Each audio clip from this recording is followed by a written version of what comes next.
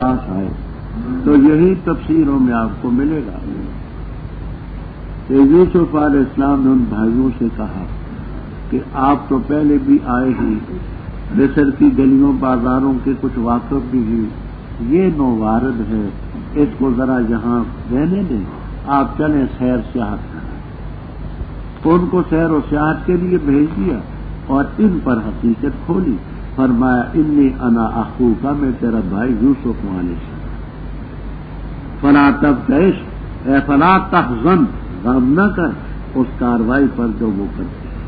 کچھ انہوں نے سنایا ہوگا اور کچھ ویسے قرائن سے سمجھتے تھے کہ بھائی جس مزاج کے ہیں انہوں نے ایسا ہی برتاؤ اس سے بھی کیا،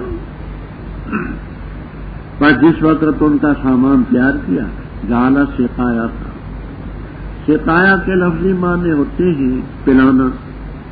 یہاں مراد ہے وہ